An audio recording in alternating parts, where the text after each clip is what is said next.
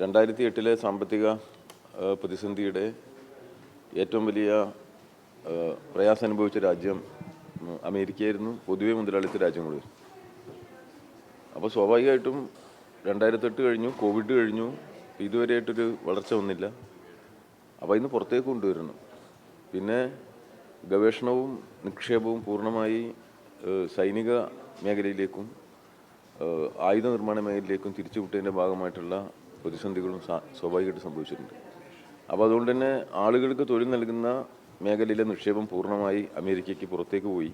അതിൻ്റെ ഭാഗമായി ആഭ്യന്തര മേഖലയിൽ സാധാരണ ജനങ്ങൾക്ക് വലിയ പ്രയാസം ഉണ്ടാകുന്ന ഒരു സാഹചര്യം രൂപപ്പെട്ടു. അപ്പോൾ ഇതെല്ലാം ഉണ്ടാക്കിയ പ്രശ്നങ്ങളിൽ നിന്ന് പുറത്തുകടന്നതിന് വേണ്ടിയുള്ള എളുപ്പവിദ്യ എന്നുള്ള നിലയിലാണ് ഇപ്പോഴത്തെ ഈ ട്രംപിൻ്റെ ടാരിഫ് വാറിനെ നമുക്ക് കാണാൻ കഴിയും. അപ്പോൾ ഈ ചുങ്കം എന്ന ആയുധം ഉപയോഗിച്ച് തങ്ങളുടെ താല്പര്യങ്ങൾ സംരക്ഷിക്കാൻ അവിടെ അവരുടെ ആഭ്യന്തര താല്പര്യങ്ങൾക്കും അവിടുത്തെ സാമ്പത്തിക പ്രയാസങ്ങൾക്ക് പരിഹാരം കാണുന്നതിനു വേണ്ടി തയ്യാറാക്കിയ ഒരു പദ്ധതിയോട് പ്രതികരിക്കുമ്പോൾ നമ്മുടെ ആഭ്യന്തര താല്പര്യങ്ങളെ സംരക്ഷിക്കുക എന്നുള്ളതാണ് അതിപ്രധാനമായ ജോലി. ഇവിടെ വിവിധ ലോകരാജ്യങ്ങളെല്ലാം നമുക്ക് നോക്കിയാൽ കാണാൻ കഴിയും. വിവിധ ലോകരാജ്യങ്ങൾ ഈ വിഷയത്തെ കൈകാര്യം ചെയ്യുന്ന രീതിയുണ്ട്. ഇപ്പോൾ ഈ ട്രംപിൻ്റെ ചുങ്കവുമായി ബന്ധപ്പെടുത്തി ഏറ്റവും അവസാനത്തെ കണക്ക് വെച്ച് പരിശോധിച്ചാൽ ഏറ്റവും കൂടുതൽ വരുന്ന ഒന്ന് ടർക്കിയോടാണ്. ടർക്കി കഴിഞ്ഞാൽ പിന്നെ ഏറ്റവും കൂടുതൽ ഇന്ത്യക്കാണ് ഈ ചുങ്കഭാരം വന്നിരിക്കുന്നത്. അതാണ് ഏറ്റവും നമ്മൾ ശ്രദ്ധിക്കേണ്ട കാര്യം. ലോകത്ത് തന്നെ ഈ ചുങ്കഭാരം ഏറ്റവും കൂടുതൽ അനുഭവിക്കുന്ന രണ്ടാമത്തെ രാജ്യമാണ് നമ്മുടേത്. അപ്പോൾ പിന്നെ പ്രത്യേകം നമ്മളെ തയ്യാറെടുത്ത് ചെയ്യിച്ചിരിക്കുകയാണ്. ഇപ്പോൾ ചൈന റഷ്യയിൽ നിന്ന് ഇഷ്ടംപോലെ എണ്ണ ഇറക്കുന്നുണ്ട്, നമ്മളെക്കാൾ എത്രയോ എടുക്കുന്നുണ്ട്. പക്ഷേ ചൈനയുടെ മേലെ ചുങ്കം ചുമത്തുന്ന കാര്യത്തിൽ ആ നിലപാടല്ല. ഇന്ത്യനെ ഒറ്റ തിരിഞ്ഞിട്ടാണ് അമേരിക്ക ഈ കഴിഞ്ഞ കുറേ ദിവസങ്ങളിലായിട്ട് പിന്നെ ഈ ചുങ്കം ചുമത്തുന്നതുമായി ബന്ധപ്പെടുത്തിയും ഇന്ത്യയുടെ ആഭ്യന്തര നയങ്ങളുമായിട്ട് ബന്ധപ്പെടുത്തിയും പ്രഖ്യാപനങ്ങൾ ഇന്നലെയും നടത്തി. അപ്പോൾ ട്രംപ് നടത്തി, അദ്ദേഹത്തിൻ്റെ ഉപദേശകന്മാർ നടത്തി, അവിടുത്തെ ധനമന്ത്രി നടത്തി. ഇങ്ങനെ ഇന്ത്യയെ ഒറ്റ തിരിഞ്ഞ് പിന്നെ അവർ ടാർഗറ്റ് ചെയ്ത് പ്രവർത്തിക്കുകയാണ്. അപ്പോൾ നമ്മുടെ ആഭ്യന്തര താല്പര്യങ്ങൾ സംരക്ഷിക്കുക എന്നുള്ളത് അതിപ്രധാനമാണ്.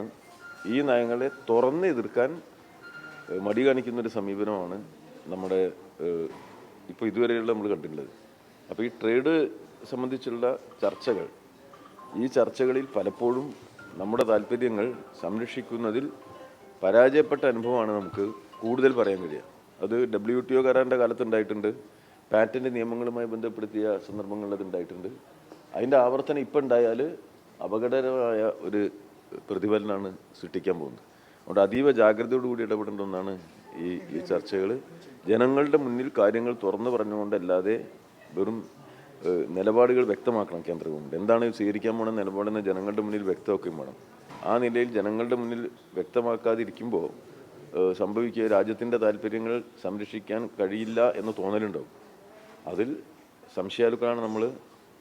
പിന്നെ ഈ ചർച്ചകളുടെ സന്ദർഭത്തിൽ മറ്റ് പല രാജ്യങ്ങളും റെസിപ്രോക്കലായ അമേരിക്ക ചുങ്കം ചുമത്തിയപ്പോൾ അതിനെതിരായിട്ടുള്ള ചുങ്കം ചുമത്തുകയുണ്ടായി. ഇപ്പോൾ ചൈന വ്യക്തമായ നിലപാട്, ബ്രസീൽ വ്യക്തമായ നിലപാട് സ്വീകരിച്ചു. പക്ഷേ ഇന്ത്യ ഇതുവരെ നിശബ്ദതയാണ് നമ്മുടെ BJP ഗവൺമെൻറ്റിൻ്റെ ഭാഗത്ത് നിന്ന് ഇതുവരെ ഉണ്ടായിട്ടുള്ളത്. ഇത്രയും കടുത്ത കാര്യങ്ങളൊക്കെ അവിടെ വരുമ്പോൾ വളരെ നിശബ്ദമായ ഒരു സമീപനമാണ്. അപൂർവമായിട്ട്, തീരെ കുടുങ്ങുമ്പോഴാണ് അപൂർവമായിട്ട് പ്രതികരിക്കുന്നത്. ആ പ്രതികരണം പോലും വളരെ സൂക്ഷിച്ചു നോക്കിയാൽ ഇത്ര പോരാ എന്ന് എല്ലാവർക്കും തോന്നുന്ന പ്രതികരണങ്ങളാണ്. അതുകൊണ്ട് വളരെ ജാഗ്രതയോടുകൂടി ഇടപെടേണ്ട ഒരു മേഖലയാണിത്. രാജ്യതാല്പര്യം സംരക്ഷിക്കപ്പെടുമെന്ന് നമുക്ക് ഉറപ്പുവരുത്തേണ്ടതുണ്ട്.